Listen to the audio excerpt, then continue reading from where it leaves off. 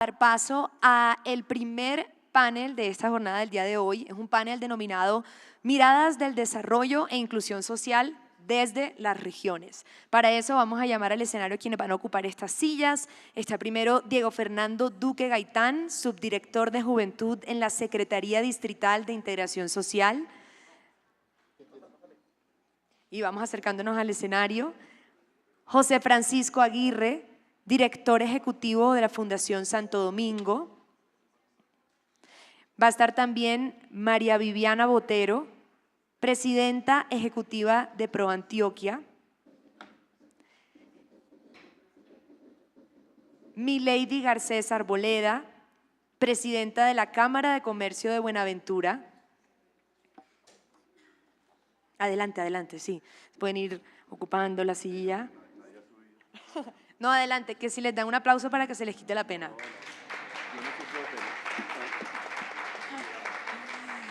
Y a la doctora Paola Buendía, vicepresidenta ejecutiva de la ANDI, quien será la moderadora de este espacio. Así que adelante, bienvenidas.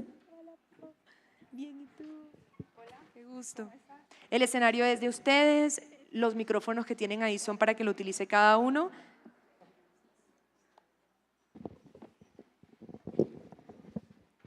Bueno, muy buenos días para todos. Qué chévere tener este espacio nuevamente del Marketplace y creo que sin duda poder tener un panel y la voz de las regiones, creo que enlaza perfecto con lo que veníamos oyendo y sobre todo pues el trabajo que vienen haciendo cada uno desde las diferentes organizaciones. Hablábamos pues que, digamos, tenemos a una América Latina muy desigual, pero muy desigual si nos miramos internamente también en Colombia.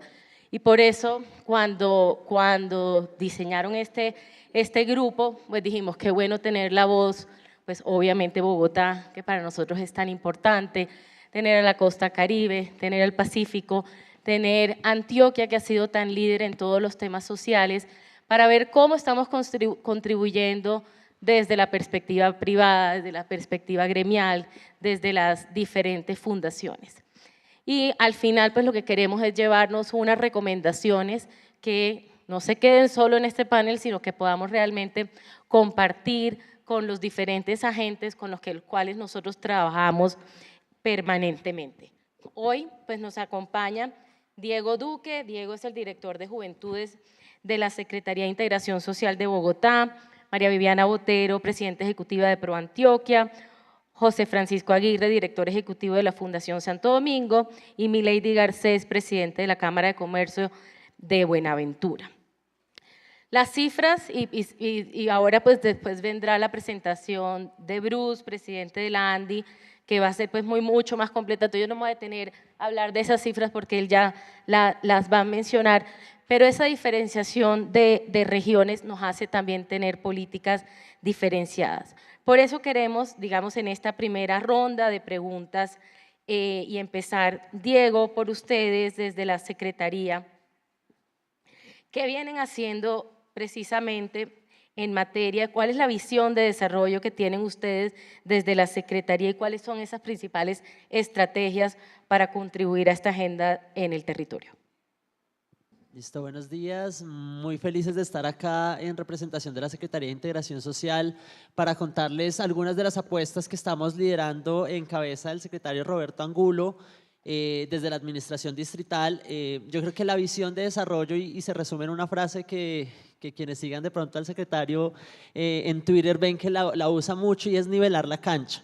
Y esa ha sido una de las apuestas, creo que transversales a los ejes de trabajo de la Secretaría de Integración Social, y la misionalidad o hacia dónde vamos es poder nivelar la cancha entre las diferentes poblaciones que están enfrentando barreras para la inclusión social y productiva. Y esas van a ser otras dos palabras importantes de la agenda que estamos desarrollando, es poder promover la inclusión social y productiva de diferentes poblaciones. Esta agenda se está llevando desde diferentes poblaciones. Una de las que yo más admiro, pues no la lidero yo personalmente, pero sí desde la integración social, es la apuesta por la habitabilidad de calle y por nivelar la cancha en quienes ni siquiera están en la misma cancha jugando y compitiendo con las mismas condiciones. Desde la Subdirección para la Juventud, es una de las apuestas importantes de la Secretaría, es poder nivelar la cancha desde edades tempranas. Lo que nos damos cuenta nosotros es que muchas de esas brechas, esas barreras de desigualdad que vemos en la población en general, empiezan de hecho en edades muy tempranas, y es una trayectoria que va acumulando y acumulando barreras a lo largo de la trayectoria de vida de las personas, que empieza desde la primera infancia, en donde ya hay condiciones diferentes para las personas, que se van ampliando con quienes pueden entrar a la educación y terminar, digamos, la etapa escolar. Muchos de ellos ni siquiera terminan la etapa escolar. Ahí ya tenemos un gran rezago. El 18% de los jóvenes que hoy no estudian y no trabajan en Bogotá no han terminado la etapa escolar. O sea, ahí ya empezamos con unas barreras. De los pocos que logran terminar, no todos acceden a educación superior o a educación posmedia después del colegio. Ahí más o menos el 50% de los jóvenes que terminan el colegio no acceden a ninguna formación. O sea, ahí se van acumulando más barreras, y ya cuando llegamos a edades adultas nos enfrentamos con jóvenes o con poblaciones que no han terminado sus trayectorias educativas, que no tienen acceso a mercado laboral formal, que tienen déficit en ingresos y que generan condiciones de pobreza. Entonces, todo ese fenómeno de exclusión social que vemos en la sociedad es la acumulación de barreras a lo largo de la trayectoria de vida de las personas. Entonces, desde la Subdirección para la Juventud, lo que queremos es en edad temprana, no esperar a que la población ya llegue y se enfrente a barreras extremas de exclusión, sino que en edades tempranas poder nivelar la cancha en acceso a las oportunidades. Y acá, digamos, esa es la visión con la que nosotros trabajamos, buscamos sobre todo focalizar, y es un ejercicio muy importante, en la población que está en pobreza extrema y vulnerabilidad, a través de los servicios de integración social, y transformar la entidad. La Secretaría de Integración Social lidera el programa de transferencias monetarias más grande del distrito y seguramente más grande de la nación, y es cómo pensamos ese esquema de incentivos de transferencias para que incentiven la movilidad social, para que no sean transferencias que generen modelos asistencialistas o que reproduzcan modelos donde la población no genera movilidad social. Ahí hemos estado trabajando fuertemente en transformar el esquema de las transferencias. En el caso de jóvenes, esto pasa en todas las poblaciones, pero en el caso de jóvenes son transferencias monetarias condicionadas. La meta que tenemos son entregar 40.000 transferencias monetarias condicionadas a jóvenes en condición de pobreza y vulnerabilidad, y están condicionadas a que los jóvenes accedan a rutas de formación y empleabilidad. Es decir, la transferencia permite que el joven entre, termine su etapa escolar si no la ha terminado, empiece rutas de formación corta, y cuando el joven se emplea dejamos de dar la transferencia. Entonces acompañamos al joven en rutas desde 8 meses o incluso hasta 4 años cuando son rutas de formación posmedia, acompañados con un acompañamiento psicosocial, pero con una transferencia que le permite al joven precisamente acceder a esas rutas de formación. Ahí, cuando el joven ya termina la ruta de formación y accede a un empleo, se retira el esquema de programa de transferencias monetarias condicionadas. Y esto mismo que está pasando en juventud está pasando con población con discapacidad y con los otros esquemas de servicios que tiene la Secretaría de Integración Social. Nuestra apuesta principal es promover esa movilidad social, ser garantes de esto y poder focalizar mejor esto en las poblaciones que más enfrentan barreras y brechas. Muchas gracias, Diego. Milady, ustedes desde la Cámara de Comercio, cuéntenos cuál es la visión que tienen ustedes del desarrollo desde la organización, desde la Cámara, cuáles son las principales estrategias para contribuir a esa agenda en el territorio. Claro que sí. Está bien. ¿Aló? ¿Ahí me escuchan bien? Bueno, muy buenos días a todas y todos. Les agradezco muchísimo por estar en este espacio y por abrir estas oportunidades, ¿no? De pensarse que el desarrollo económico tiene que estar conectado con el desarrollo social. Y al final esa es la premisa, digamos, esa es la nueva visión que desde la Cámara de Comercio de Buenaventura hemos venido avanzando, y es que no puede haber desarrollo económico sin un ambiente socialmente saludable. Al final nos conviene a todos. Y pasa específicamente en Buenaventura que ves que cuando esto no se logra, pues las situaciones se complejizan para todos. Yo creo que algunos de ustedes han escuchado la constante situación que tenemos con los cierres de las vías, ¿no? Que afecta, por supuesto, la actividad portuaria, pues el movimiento de carga en el país, pero que también es una manifestación de que hay cosas que no están tan bien en este territorio. Entonces es una dicotomía porque las asimetrías se chocan constantemente. En ese sentido, hemos optado no pensar en que somos solo una entidad gremial, sino que debemos ser una agencia de desarrollo local. Y una agencia de desarrollo local que haga que las cosas pasen, ¿sí? Y me toca constantemente, nos toca a todo este equipo estar nivelando el escenario para poder hacer que pase. Entonces, desde la Cámara de Comercio de Buenaventura, no nos toca solamente pensar en hacer la reunión y movilizar a los empresarios a que lleguen al territorio, no, nos toca también evitar que cierren la vía, ¿no? Y también nos toca poder acompañar a que haya agua, ¿no? Y también nos toca tener que acompañar los temas de seguridad. Entonces, es una constante trabajo en la profundidad para nivelar el escenario y poder ahora sí empezar a trabajar en esas acciones y nociones de desarrollo. ¿Y cómo hemos venido haciendo esto? Y es trabajando con el empresario, que sabemos de su loable trabajo, pero también que reconozca que esas asimetrías terminan afectando el ejercicio del desarrollo económico, que al final es lo que nos interesa como una Cámara de Comercio. Entonces, hoy tenemos a un sector privado, a unos comerciantes, a unos empresarios mucho más metidos en ayudar a resolver esas situaciones que hacen que disminuya la productividad tanto para ellos, pero que a su vez no se dé el desarrollo genuino que busca la libre empresa. Entonces, eso hace parte de nuestro trabajo. Para eso, ¿qué hemos hecho específicamente? Hoy la Cámara de Comercio de Buenaventura por primera vez tiene más de 20 programas de cooperación internacional, que es una agenda de desarrollo social y territorial.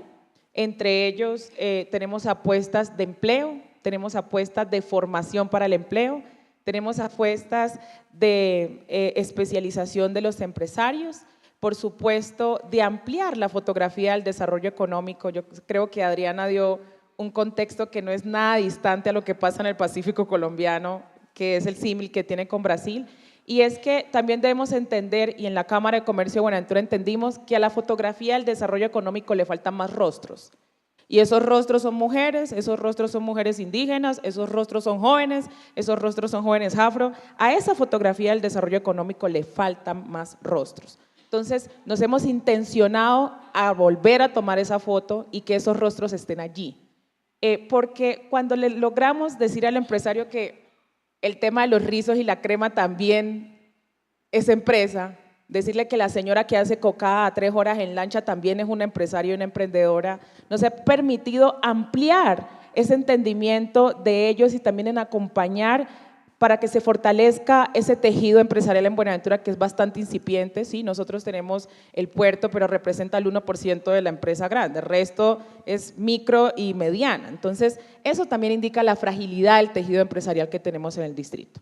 Y eso choca con los índices alarmantes de pobreza multidimensional, por mencionar alguno, que en Buenaventura es del 41%, casi 13 puntos por arriba de la nacional. Y todas estas confluencias nos hacen decir, pues aquí no podemos ser solamente una entidad gremial que diga que hay que formalizarse, ¿no? Aquí tenemos que ser una entidad que sea una agencia que llegue a las situaciones reales, que trabaje con pertinencia y que haga que la aguja se mueva. Entonces, ese hace parte un poco de ese trabajo que en cifras se ve en esas primeras y únicas oportunidades que hemos podido desarrollar. Gracias, mi lady. María Viviana, la visión del desarrollo desde ProAntioquia y esas estrategias desde una de las pros para contribuir a la agenda del territorio. Bueno,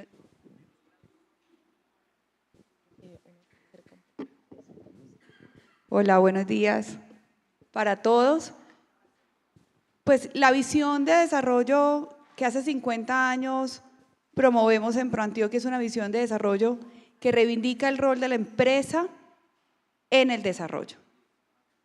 En ProAntioquia decimos que no pueden existir empresas exitosas en sociedades fracasadas. Y por esa razón, ese falso dilema entre crecer para distribuir o distribuir para crecer, ni siquiera entramos ahí. Para nosotros, como lo acabas de mencionar, se necesita el desarrollo económico y tiene que ir de la mano de ese desarrollo social. Y esa es la visión de desarrollo que promovemos y que hace 50 años estamos trabajando en esa región y desde Antioquia por Colombia. Yo quisiera mencionar, nosotros estamos convencidos, y así trabajamos, es nuestro modelo, no solamente el de ProAntioquia, sino el de 11 organizaciones que hoy son las PRO en ese país. Estamos convencidos que ni el Estado puede solo y tampoco el sector privado puede solo frente a la dimensión, frente a al tamaño de los retos que tenemos como sociedad. Y la reflexión que nosotros hacemos internamente es simple, si se quiere, y es los problemas públicos, y por problema público entendamos la deserción escolar, la seguridad o la inseguridad alimentaria, la inseguridad. Por problema público también entendamos la falta de acceso a oportunidades laborales. Y ahí podría quedarme enumerando los problemas públicos, pero los problemas públicos no se le puede dejar únicamente a los políticos. Y por eso estamos convencidos que el sector privado, que la empresa privada, tiene que hacerse parte de la solución de los problemas públicos. Y ese es nuestro modelo de desarrollo. Y ese modelo de desarrollo, si se quiere, integra 4 dimensiones del desarrollo: la dimensión ambiental, la dimensión institucional, por supuesto la económica y la social.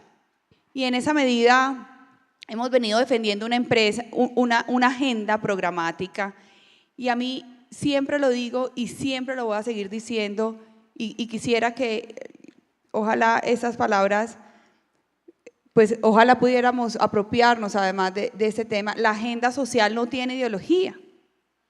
La agenda social no tiene ideología. La solución de los problemas públicos no puede quedar escriturada, si se quiere, a un sector. Y por eso tiene que ser una causa que nos convoque a todos. Ante la dimensión de los problemas, el rol de una institución como ProAntioquia es articular. ¿Articular a quién? A todos los sectores que pueden contribuir a la solución de un problema. Entonces, ¿qué es ProAntioquia o qué es una PRO o cómo funcionamos nosotros en la práctica? Lo que somos es un articulador, o si se quiere, una plataforma que convoca, que articula, que moviliza. Nosotros identificamos un problema público. Voy a ponerlo claramente, la educación rural de Antioquia, por decir algo, ahorita voy a hablar de eso más adelante, y llamamos a todo el que creamos que puede contribuir. Sector privado, no solo empresa privada, sector privado, organizaciones sociales, sector público, por supuesto, academia, y a todo el que creamos que tiene algo que aportar a ese problema. Y nos sentamos a la mesa, ojo, con diferencias, yo quiero ser clara en eso, porque no necesariamente estamos de acuerdo. No necesariamente estamos de acuerdo. Pero lo que tiene que ser superior a la diferencia es ese interés genuino en contribuir a la solución de ese problema público. Y así hemos funcionado. Y eso lo ponemos sobre la mesa y decimos, mire, tal vez ustedes y nosotros no estamos de acuerdo en eso, o tenemos diferencia en eso.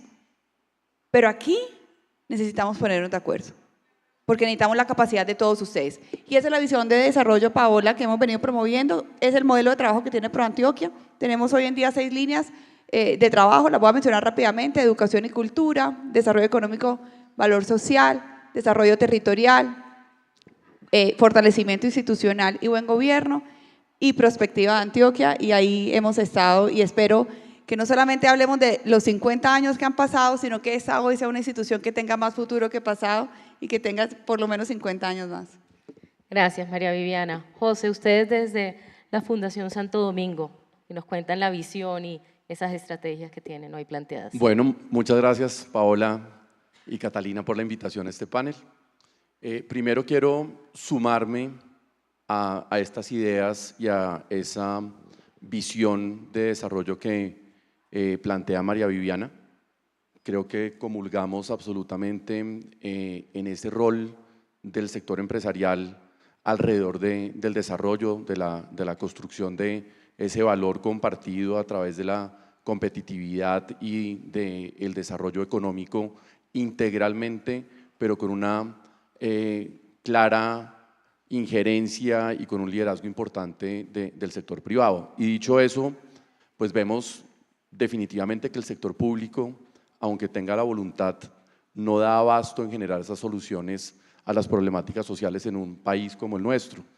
Estudios de la CEPAL antiguos y recientes y lo que uno ve alrededor de el cumplimiento de los objetivos de desarrollo sostenible, pues demuestran que sacar de la pobreza una familia puede tomar alrededor de 5 generaciones.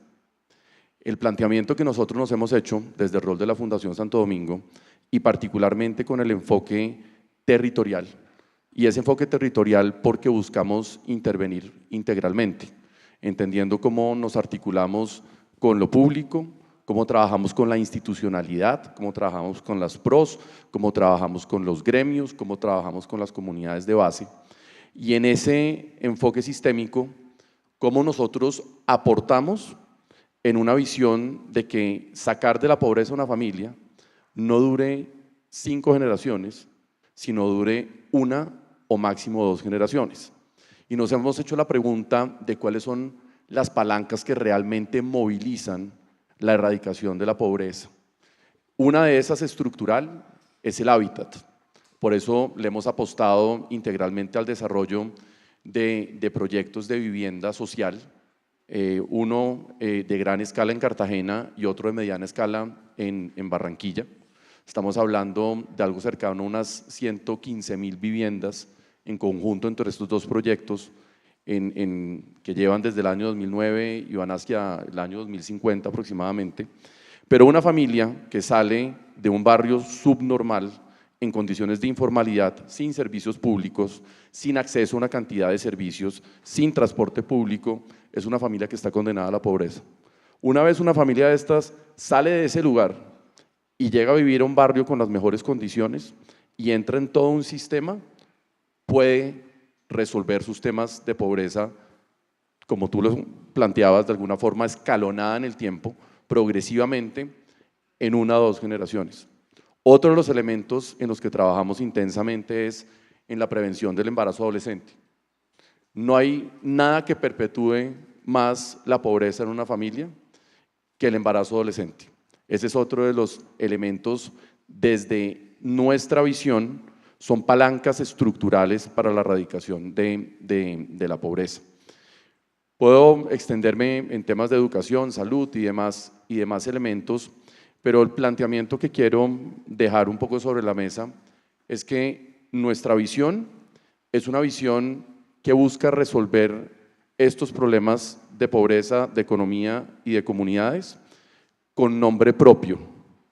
Con la visión del Estado muchas veces es el promedio de la situación de un lugar, el indicador de pobreza acumulado, el desempleo, el nivel de informalidad, pero estas aproximaciones que miden normalmente estadísticamente una situación son distintas al enfoque mucho más personalizado.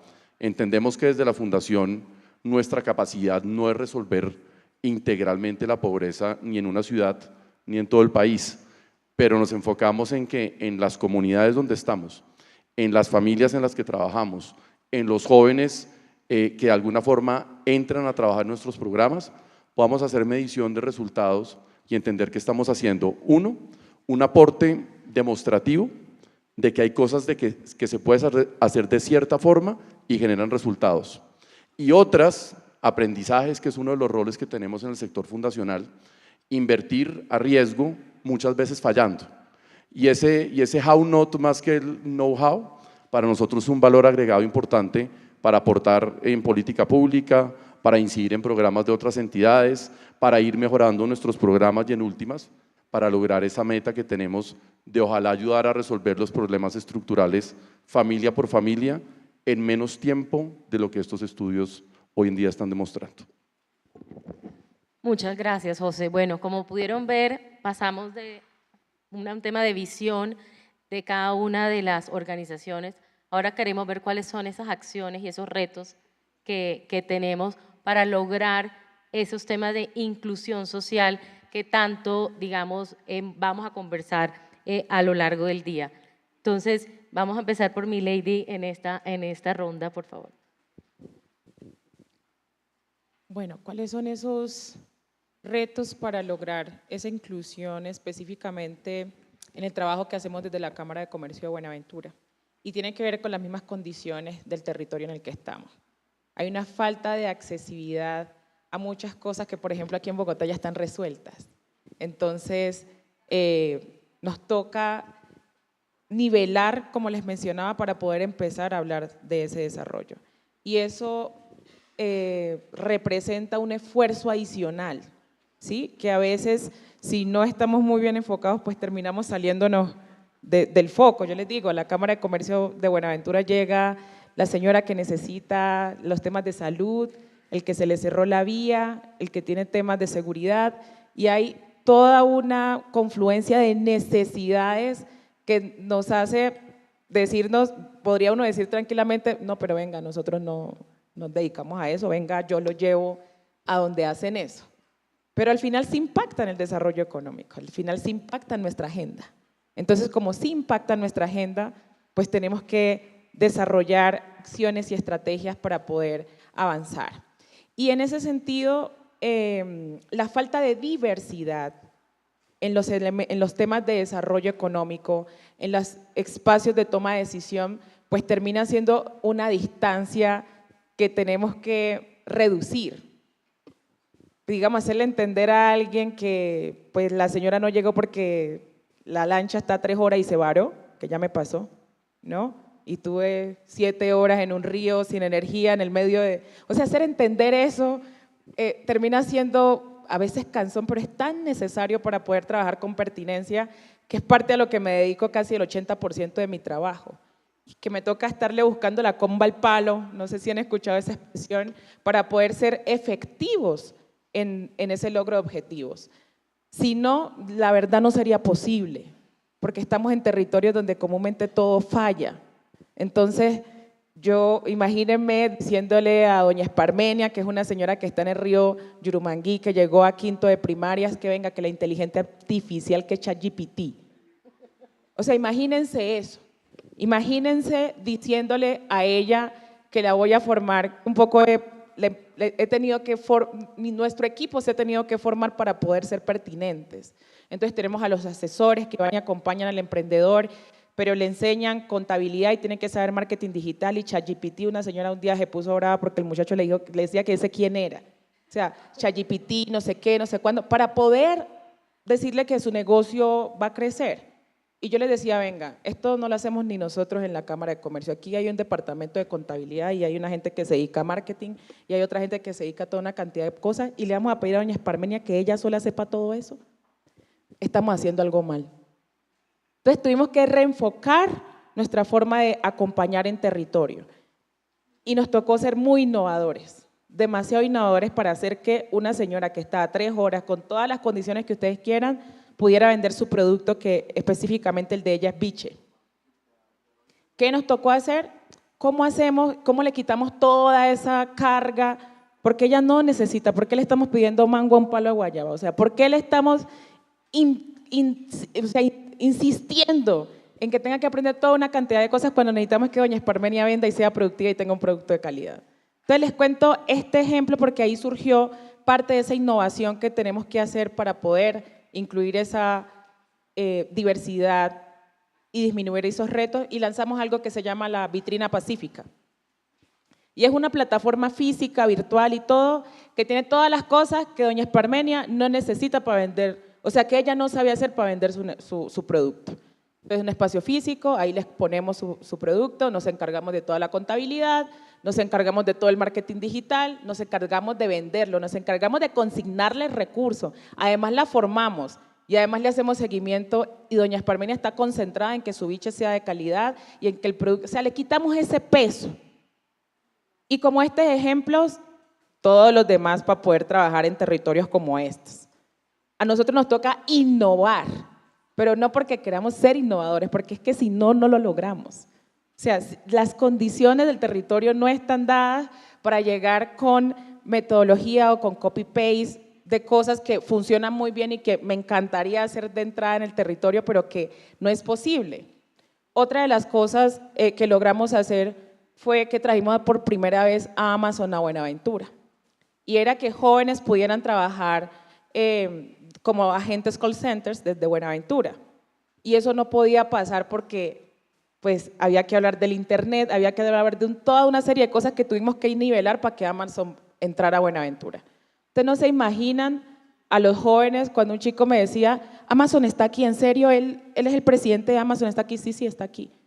Y que un chico pueda ver eso, le da la posibilidad de pensar y sentir, vea, esta vaina es posible, yo puedo, ¿no? Como que están aquí. Entonces, constantemente es esto que hacemos para que este trabajo sea posible es generar únicas y primeras oportunidades. Nos toca testear, nos toca mostrar porque necesitamos romper la narrativa de que no se hacía, de que no era posible, para siquiera empezar a inspirar a todos los actores con los que tenemos que coincidir y hacer alianzas para que las cosas pasen. Entonces, parte de ese trabajo de traer estas ofertas programáticas que por supuesto son ejemplificantes, nosotros pues no somos Estado, pero sí queremos mostrar con pequeños prototipos, que es lo que a mi equipo siempre le digo, aquí tenemos que prototipar.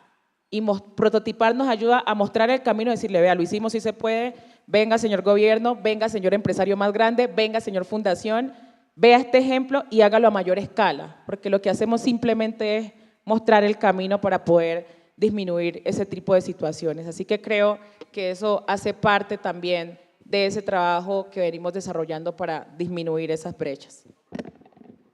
Gracias, Milady. María Viviana, ustedes son pro Antioquia, no solo Medellín.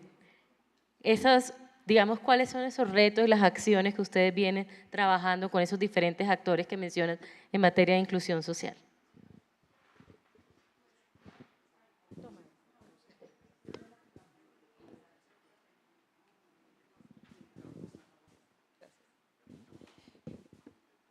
Yo antes de responder la pregunta, Paola, quisiera volver sobre lo que dice Milady, porque eso que Milady trae a esta conversación es absolutamente relevante y lo traigo y lo quiero resaltar, además de que ella es una panelista increíble y tiene una historia impresionante, es decirle, cada vez más necesitamos abrirle espacio a las voces de las regiones. No hay otra manera en que nos demos cuenta que está ocurriendo en los territorios si no nos abren los espacios a nosotros. Este es un país que luego de la pandemia se ha venido recentralizando cada vez más y cada vez más nosotros en las regiones estamos sintiendo que no nos entienden, que no nos escuchan, que las políticas públicas se diseñan de una forma que no necesariamente aplica para la señora que la dejó la chalupa. Entonces, simplemente quería, antes de responder, resaltar la importancia de que la conversación nacional, de que tengamos conciencia, de que la conversación nacional pasa y se construye desde y por las regiones. Dicho eso, entonces, la pregunta de los principales desafíos que enfrentamos en Antioquia. Pues el principal desafío que yo enfrento, y más después de hablar Milady, es que estoy segura que todos ustedes piensan que Antioquia no tiene ni un solo problema, ¿cierto? Porque la gente asocia Antioquia con Medellín y resulta que les voy a contar una historia y aquí no estoy compitiendo cuál tiene más problemas ni mucho menos, pero quisiera contarles, Antioquia tiene 125 municipios, el 87% de nuestros municipios, el 87% son categorías 5 y 6.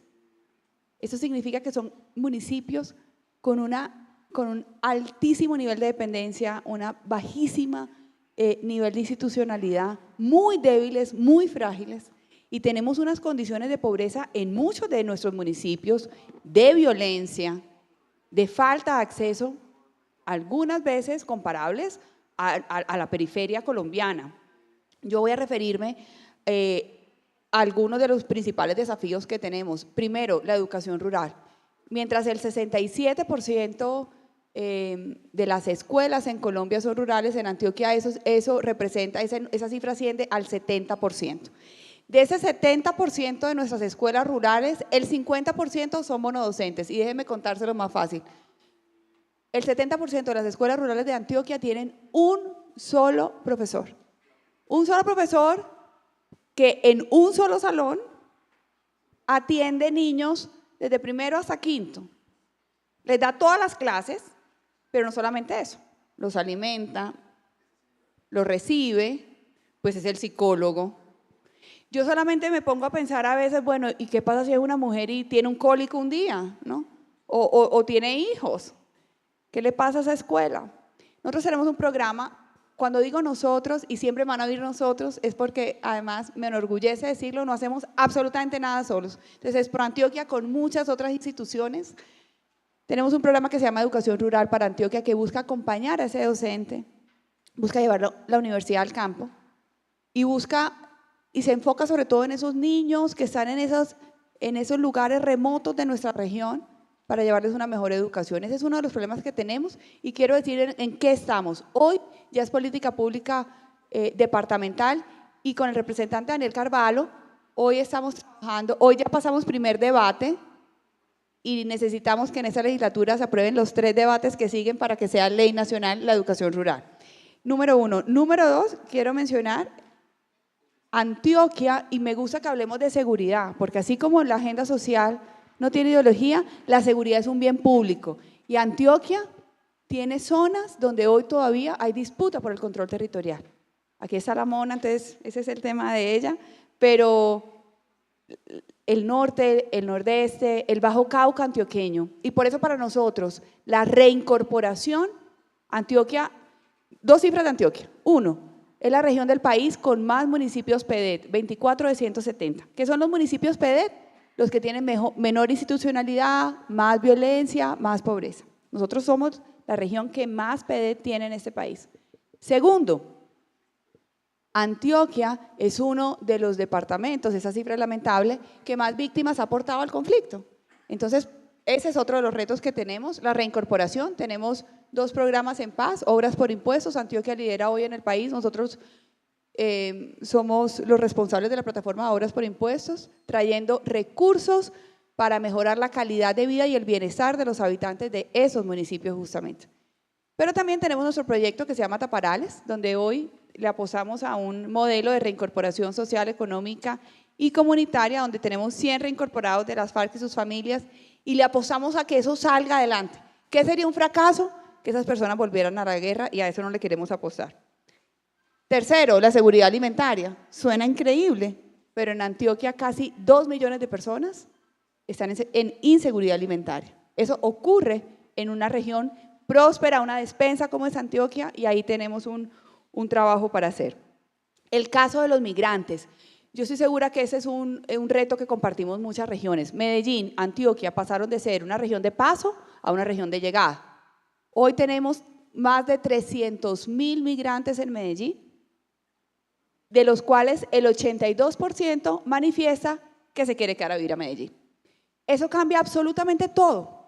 La población de Medellín está cambiando, ahí tenemos un bono demográfico porque mientras nosotros nos estamos envejeciendo, en los migrantes venezolanos la población es mucho menor, pero por supuesto que eso es un reto muy grande. Con USAID tenemos un programa que busca mejorar la calidad de la educación para algunos niños y jóvenes migrantes en 9 regiones del país, pero claramente la conversación alrededor de la migración en una región como Antioquia va a ser una conversación permanente y va a necesitar soluciones estructurales. Y la vivienda. Menciono la vivienda porque estoy segura que pocos saben que Antioquia es el departamento de ese país con peor déficit cualitativo de vivienda. Y ahí también tenemos una alianza público-privada con la gobernación, con la alcaldía, para hacer 150.000 soluciones de vivienda en lo que viene en esos próximos 4 años. Y termino con salud. Termino con salud porque les voy a dar una cifra que es pues miedosa. El 63% de los colombianos hoy tiene incertidumbre sobre su EPS. En el caso de Antioquia, obviamente por la concentración en una EPS, hoy el 86% de los antioqueños estamos en incertidumbre sobre nuestra EPS, porque tenemos o una EPS o bien liquidada o que ha anunciado un retiro voluntario. Y ante el problema de salud lo que se nos puede venir es un gran problema social. Dejo ahí, Paola, para que José y Diego puedan terminar, pero redondeo diciéndoles lo siguiente: necesitamos todos salirnos de nuestras oficinas, salirnos, en mi caso, de Medellín, y salir al territorio, lo que tú decías, para entender que estas realidades son realidades que compartimos como colombianos y que ojalá desde el territorio y desde las regiones podamos ser escuchados para diseñar mejores soluciones que se adapten a las realidades que están viviendo nuestros habitantes. Bueno, muchas gracias, María Viviana. José, ahora ustedes, ¿cuáles son esas acciones y retos en materia de inclusión? Ya nos mencionaste vivienda, que sin duda es uno de los proyectos, pero te quedaron otros por fuera, entonces cuéntanos. Yo quiero hablar de 4 retos grandes que veo y puedo contar algunas acciones. Lo primero es que definitivamente el vaivén político nos lleva a visiones de corto plazo, a programas de corto alcance, con presupuestos en gran medida, en algunos casos restringidos, sobre todo en las regiones más apartadas, y eso nos genera un reto de cómo lograr acciones de largo plazo en entidades como las nuestras. El segundo es que en el panorama y ambiente de desconfianza que tenemos, las empresas están reduciendo sus presupuestos de inversión social, de sostenibilidad, en gran medida, están entregando menos recursos a sus fundaciones empresariales o familiares, el Estado está contratando muchísimo menos con estas fundaciones grandes, por lo tanto, los operadores pequeños que tampoco están contratando con el Estado y no están recibiendo recursos de estas fundaciones, están viendo muy restringido el acceso a financiación y eso está generando una crisis sectorial de la que no se habla mucho. Pero cuando ustedes le preguntan a cualquier directora, director, coordinador, gerente de las fundaciones, hoy más difícil que antes, hoy con muchos retos, se está logrando la financiación de los programas tanto con recursos públicos como privados. Y eso genera un tercer reto y es que en un sector en el que se necesita mucha colaboración para lograr el impacto, se está generando mucha competencia por los recursos y hay más afán de protagonismo que afán de colaboración. Y termino el último punto antes de entrar en un par de las acciones que nosotros hacemos y es que los retos sociales se volvieron conversaciones ideológicas. Los retos sociales que tenemos como país, en vez de tener unos planes claros, intersectoriales, público-privados, fundacionales, se nos convirtieron realmente en una ideología política de lado y lado, en diferentes lugares, y lo puede ver uno en las ciudades, en los departamentos y en el país, y eso nos está generando mucho daño, porque está además minando la confianza en las comunidades en las que trabajamos. Yo creo que hay un trabajo grande por hacer en confianza en eso. Algunas acciones de lo que hacemos para, y un poco complementando a María Viviana, el trabajo en seguridad alimentaria es fundamental. Definitivamente, aunque uno no lo crea, existe un reto grande en nutrición, por ejemplo, en la primera infancia. Existen regiones donde el acceso a la alimentación realmente tiene muchísimas dificultades. El tema migratorio lo vemos sobre todo en la región Caribe como un reto enorme. Barranquilla es la 4ª ciudad, más de 130.000 personas han venido retornados y migrantes venezolanos generando una presión en el sistema muy retadora. Cartagena no se queda atrás, tiene alrededor de 60.000 migrantes que han llegado a la ciudad y esto tiene pues unos retos enormes. Y yo veo particularmente en Cartagena y en Bolívar, en el Atlántico un poquito menos, pero también con una incidencia importante, es el reto en adaptación al cambio climático. Los retos ambientales que estamos viendo, sobre todo en las comunidades más vulnerables, en las zonas de alto riesgo, en los barrios informales y en las zonas de inundaciones que hay, incluso hoy al lado del centro de convenciones en Cartagena, genera unos retos sociales alrededor del ambiente que hoy no los estamos realmente dimensionando y cada vez vemos más afectaciones en ese frente que consideramos es uno de los temas que tenemos que trabajar hacia adelante con mucha fuerza. Gracias, José. Bueno, Diego, tú eres el implementador directo desde un gobierno local, recién con un plan de desarrollo nuevo.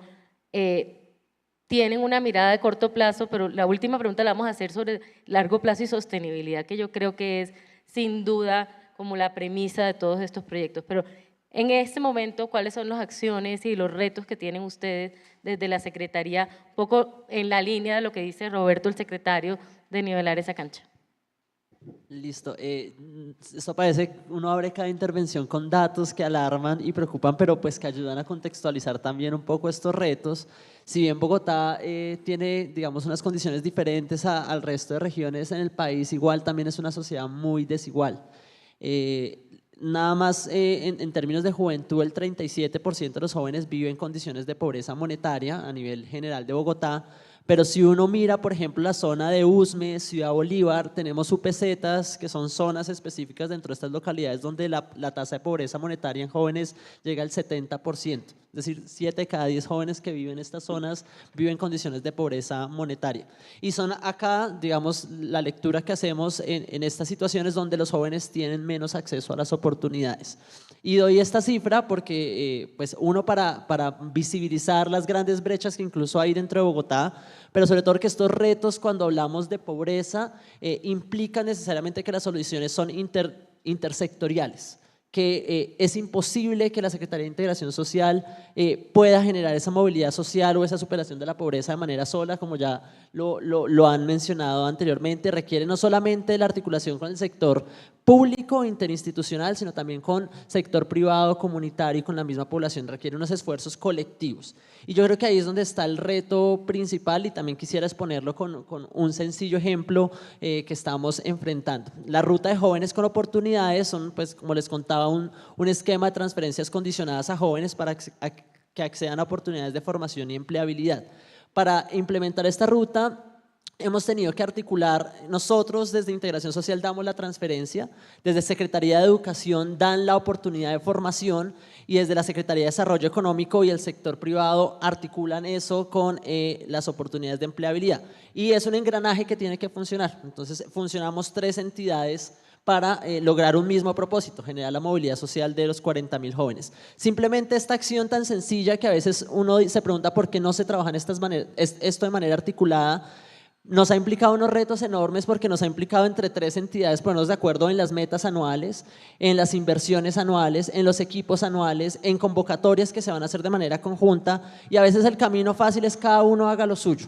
Entonces, como esto operaba antes, esa Integración Social daba sus transferencias aparte, Desarrollo Económico daba sus programas de formación aparte, Educación y Desarrollo Económico hacía sus temas de intermediación laboral aparte. Cada uno segmentado, pero cuando juntamos todo en una ruta integral que ayude a promover esa movilidad social, implica intencionalmente unos esfuerzos de articulación y coordinación que no se dan de manera espontánea.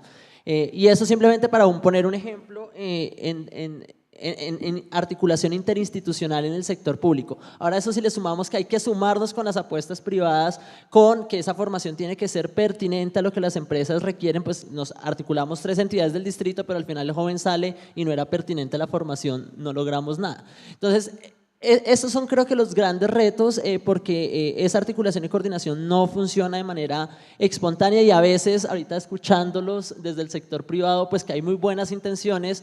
Ahora que estoy del sector público me doy cuenta que muchas de las barreras también están acá, porque tenemos muchos procedimientos, porque el ritmo es diferente, porque hay que hacer que el protocolo, que el convenio, que la legalización, que lo aprobó, que no lo aprobó, y se nos van 6 meses en una articulación que a veces el privado va a toda, lo queremos hacer ya. Yo creo que es importante seguir insistiendo en la necesidad de trabajar estas apuestas de manera integral y no desistir, porque a veces es más fácil coger el camino fácil y decir lo hacemos solos, o lo hacemos solo el privado, o lo hacemos solo el público, y a pesar de que sea difícil, creo que es la única solución para lograr esos retos. ¿La tercera secretaría es cuál? Ustedes, Desarrollo Económico y Educación. Y Educación, muy bien. Bueno, vamos a nuestra última ronda de preguntas, y es sobre el largo plazo. Aquí hemos hablado de generaciones y hemos hablado, digamos, de los retos de la superación de la pobreza, hemos hablado de poblaciones, pero pues todo esto tiene que ser, uno, pues aparte del propósito, tiene que ser pensado en el largo plazo para poder realmente lograr esos cambios. Vamos a empezar en orden, Milady, contigo. Digamos desde la Cámara, entendiendo, como dices tú, no soy las instituciones, pero no soy ajena, sino muy involucrada, ¿cómo pensar esto en el largo plazo? Bueno, aquí escuchan bien.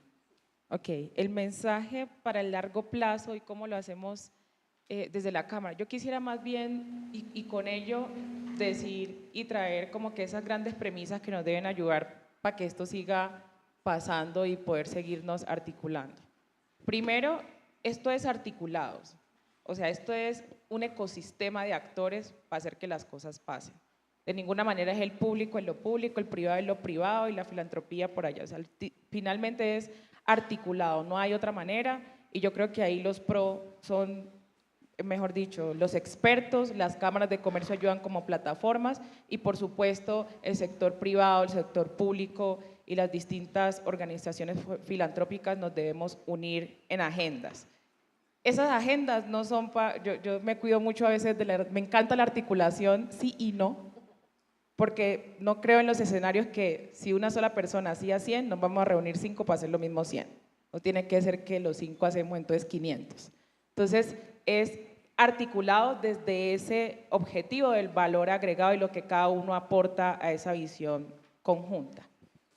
También creo que como instituciones y sobre todo como sector privado, debemos entender que los individuos que experimentan los márgenes o las fallas del sistema están mejor posicionados para arreglar ese sistema.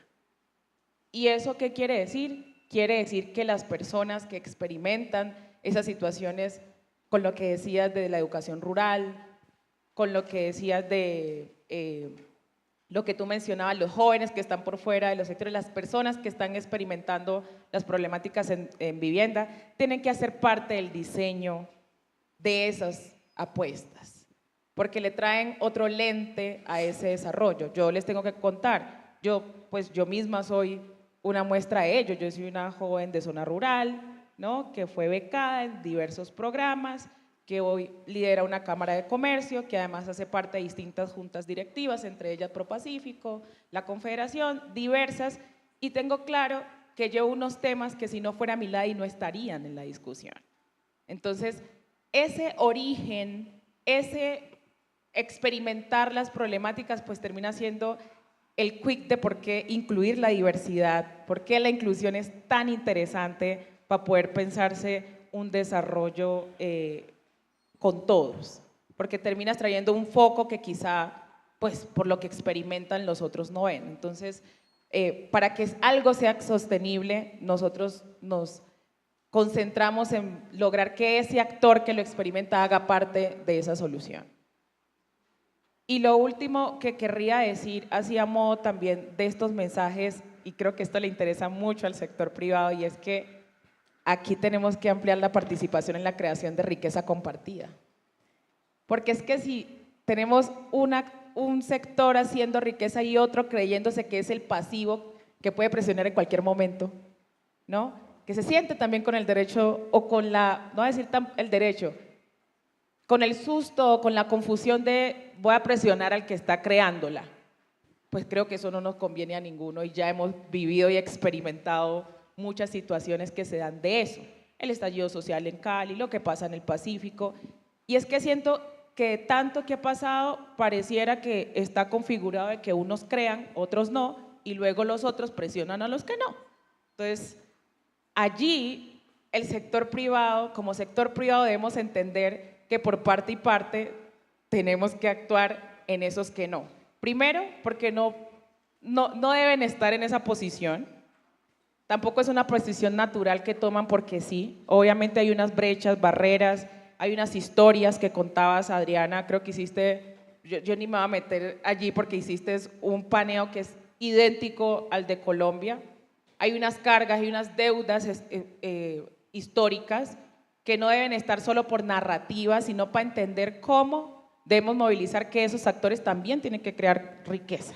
O sea, no están pasivos, deben crear riqueza, deben entender cómo se crea esa riqueza y también deben entender cómo debe fluir esa riqueza. Así que parte de esa sostenibilidad y parte de eso que yo les digo de ampliar la fotografía es que aquí debemos activar todas las esferas de la sociedad y debemos activar todas esas esferas para dinamizarlas, para ver cómo esto también es como cuando uno está cocinando que le sube un poquito más a la paila para que no le queme, pero le voy a parar porque me quedo sin sal, pero venga, pero al final tenemos que estar en ese juego en esa cocinada constantemente porque no hay una sola fórmula y una sola receta. Yo podría aquí decirles, vea, lo hacemos así, pero es que un día me funciona y otro día no.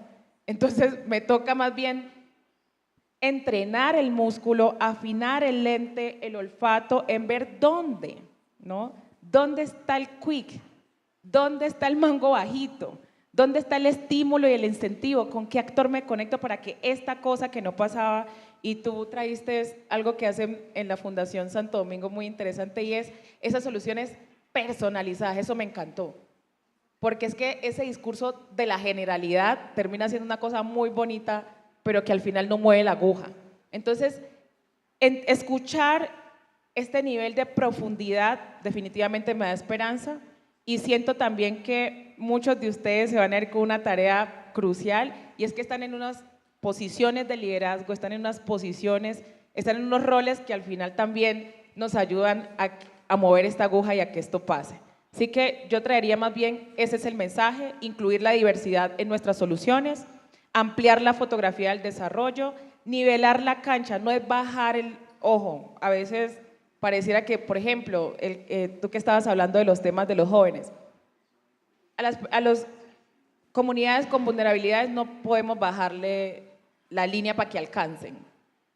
Y ustedes no se alcanzan a imaginar cuánto escucha uno eso. No, a los jóvenes que no tienen, no, bajémosle el indicador para que puedan entrar. Eso es un incentivo perverso. Eso es terrible. Ese tipo de cosas no pueden pasar. Entonces, sí debemos nivelar la cancha, pero como el joven que no estudia inglés, le llevamos inglés al territorio, todo lo que tenga que pasar para que llegue. Es un tema de para que llegue, no de bajar el umbral. Entonces, creo que esos son algunos de los elementos que van a permitir que esa sostenibilidad se dé, que ese ecosistema se articule y, por supuesto, que esos otros actores hagan parte de una creación de riqueza que a todos y todas al final nos conviene. Muchas gracias por esa reflexión final. María Viviana, ¿cuáles son los aprendizajes desde tu experiencia pensando en esta lógica de largo plazo? Yo diría que mi primer aprendizaje es que el liderazgo hay que gastárselo. Yo creo que quienes hoy tenemos la responsabilidad de liderar una institución, una fundación, una organización, una comunidad, tenemos que ser muy conscientes del momento, de los retos y del privilegio que significa esa posición. Y yo creo que eso sí viene atado con una gran dosis de responsabilidad. Entonces, mi primera lección o mi primer aprendizaje es gastarse el liderazgo. Y cuando digo gastarse el liderazgo es ponerlo al servicio de algo. La voz de nosotros al servicio de qué, de qué causas. Generar las conversaciones difíciles, las conversaciones incómodas. ¿De qué otra manera una sociedad va a avanzar cuando sus líderes les da temor participar en las discusiones, meterse a la candela, mojarse, quedar mal? Aquí nos toca meternos a todos y ojalá no salgamos quemados, pero ese también es el costo del liderazgo. Y esa digamos es la primera lección, porque yo creo que son oportunidades que pasan y que son momentos históricos y una acción de un líder puede llegar a cambiar la vida de una persona. Y yo creo que no hay razón alguna ni explicación alguna para que se desaproveche esa oportunidad de mejorarle la vida a las personas. Segundo, yo diría, en el caso de ProAntioquia, que llevamos 50 años, el gran reto que tenemos y que teníamos es cómo conectarnos una institución, cómo aprovechábamos ese pasado, ese respaldo que teníamos, pero cómo seguíamos siendo vigentes, pertinentes. Y eso pasó por una revisión de la agenda también, y en esa agenda tiene que haber, y coincido contigo, tiene que haber una agenda donde estén los jóvenes incluidos, pero no los jóvenes para tomarnos la foto. No, los jóvenes tomando las decisiones importantes, los jóvenes participando de las discusiones relevantes. ¿Dónde están las mujeres también? ¿Dónde están las conversaciones alrededor de las poblaciones más vulnerables? ¿Y dónde están representados en la agenda? ¿Y dónde están representados en los espacios de toma de decisión?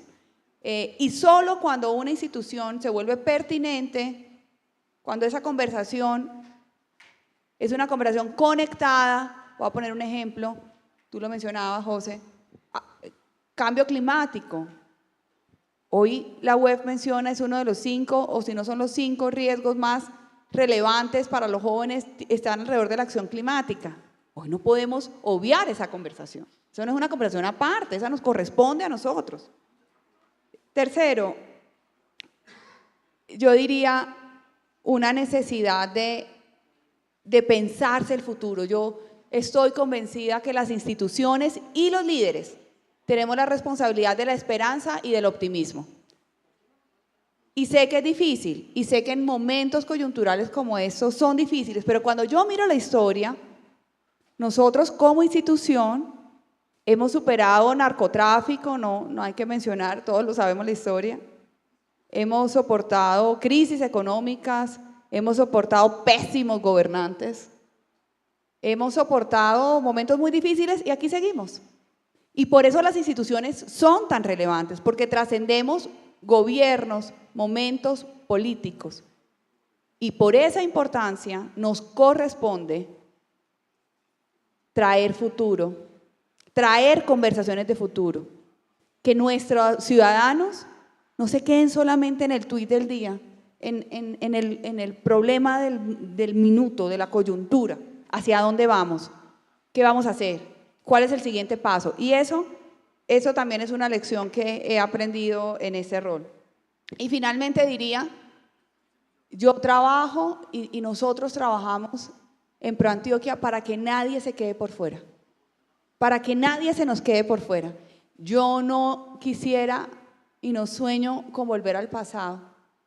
No, construyamos entre todos un futuro en el que quepamos todos, con las diferencias, porque además la diferencia, yo personalmente la valoro, me parece relevante, me parece que nutre el debate, nutre los puntos de vista, pero un futuro en el que quepamos todos. Ahí dejaría. Bueno, se nos acabó el panel, pero quiero darle un minuto a José y un minuto a Diego para sus aprendizajes, que no quisiera que no lo hiciera cada uno muy corto, por favor. Yo quisiera pensar en esa sostenibilidad y contar un concepto rápidamente.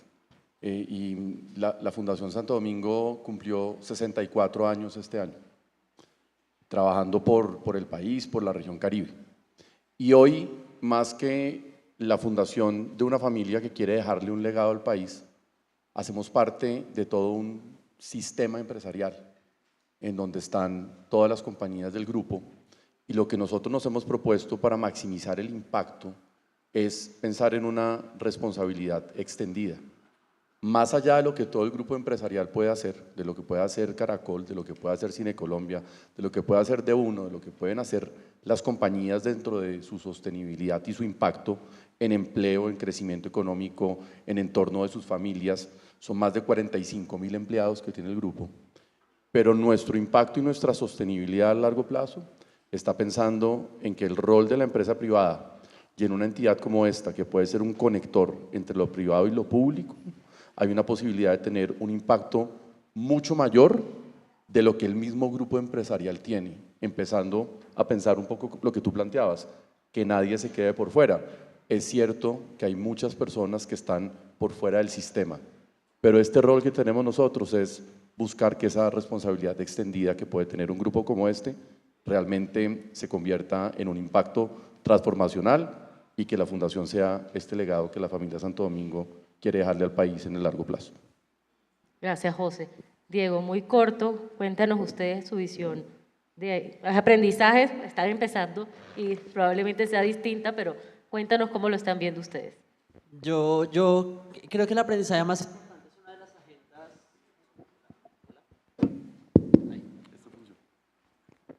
Es esta agenda de juventud que tengo el placer de liderar acá en Bogotá desde hace más o menos 5 o 6 años, y de la cual creo profundamente. Yo creo que hoy les dejaría ese mensaje: crean y denle oportunidades a los jóvenes. Creo que no hay nada mejor para pensar en el largo plazo y en la sostenibilidad que darle la oportunidad a un joven, al igual que Milady.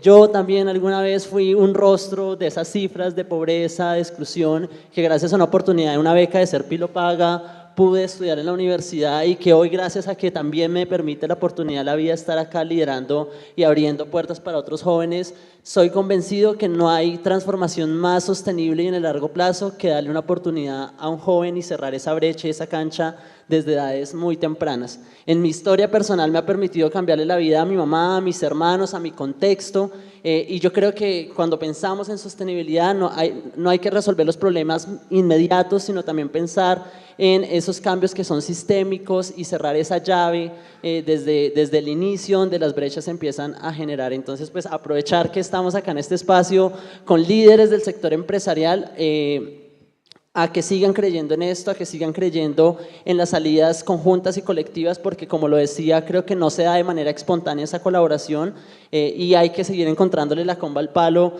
para que estas estrategias sigan siendo de manera conjunta y les dejaría el mensaje de darle una oportunidad a un joven, que creo que es la solución más sostenible en el largo plazo.